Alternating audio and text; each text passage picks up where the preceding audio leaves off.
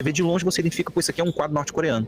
Então lá nesse Museu de Artes, Nacional de Belas Artes, um dos quadros que me chamou a atenção é um que tem o Kim Il-sung com a sua roupa de general guerrilheiro, e ele tá assim de punho cerrado, e tem pessoas ao redor dele e eles estão observando um vilarejo inteiro pegando fogo.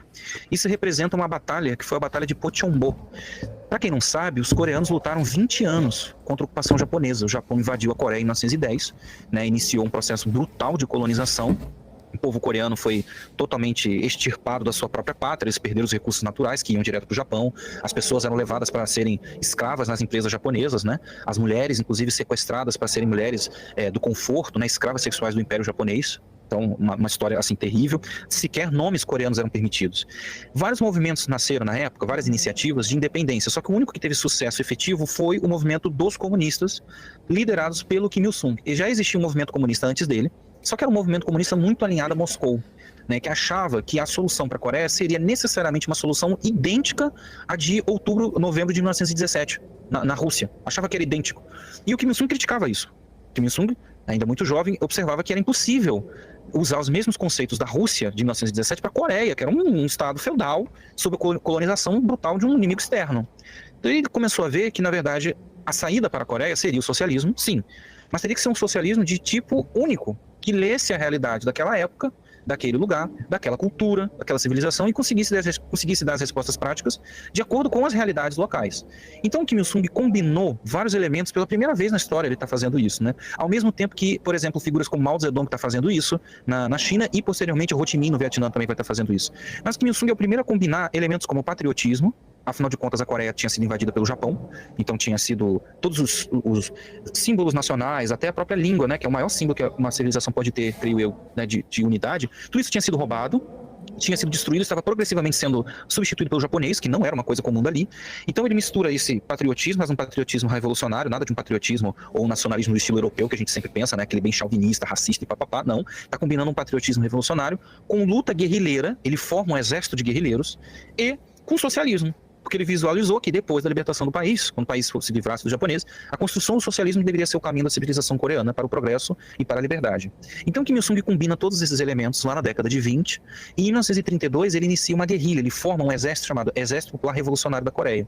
Este quadro que me chamou a atenção nesse museu retrata uma das batalhas mais bem-sucedidas, porque era um exército guerrilheiro, operava nas montanhas do norte do país. Os revolucionários coreanos de toda a Coreia meio que se exilaram nessa parte norte, com fronteira com a China, né? Porque os japoneses não conseguiam muitas das vezes chegar lá. É um lugar totalmente inóspito, as temperaturas são negativas quase o ano inteiro, para você ter uma ideia, mata fechada e tal. E aí durante essa época da guerrilha, eles tinham várias batalhas contra os japoneses, lutavam contra os japoneses, só que é uma guerrilha, né? Não é um exército convencional. Então eles tinham batalhas pontuais. Eles causavam grandes danos aos japoneses e os guerrilheiros desapareciam na floresta, né? Sumiam na floresta. Tinha os batalhões femininos, por exemplo. As mulheres foram importantíssimas na luta contra os japoneses. É o primeiro momento em que você tem, depois da Revolução Bolchevique, da Revolução Mongol, você tem uma participação feminina massiva e decisiva, né? As mulheres sabotavam tudo dos japoneses na Coreia ocupada e causavam grandes danos. Essa batalha de Pocheonbo foi uma batalha nesse sentido. Os coreanos incendiaram as delegacias, incendiaram os postos de observação dos japoneses, né? E mataram muitos ocupantes japoneses nessa ocasião. E aí essa batalha virou uma batalha célebre. Ela aconteceu em 1937 e um dos quadros principais dessa galeria de artes, de Belas Artes Nacional da Coreia, era esse belíssimo quadro. E os coreanos falam desse episódio com um orgulho muito grande. Eles têm um orgulho muito grande da história deles, né?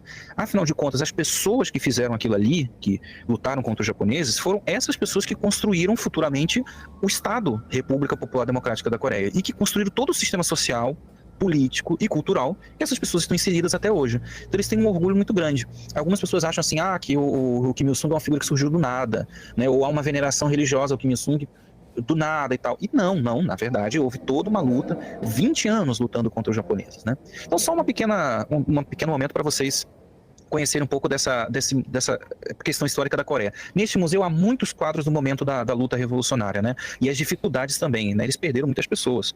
Os japoneses tinham uma polícia muito bem treinada, né? Uma polícia secreta muito bem treinada que identificava as células de guerrilha, que praticavam tortura, matavam, tentavam obter informação dos capturados, né, dos guerrilheiros capturados. E mesmo com toda essa dificuldade, os coreanos nunca desistiram, né? Não foi então a invenção da União Soviética que entrou do nada lá e criou uma Coreia do Norte. Não, os coreanos passaram 20 anos lutando contra os japoneses.